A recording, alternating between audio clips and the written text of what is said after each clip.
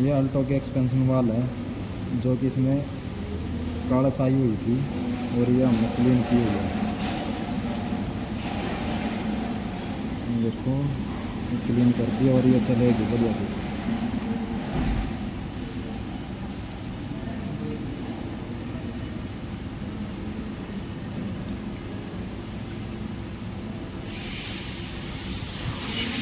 देखो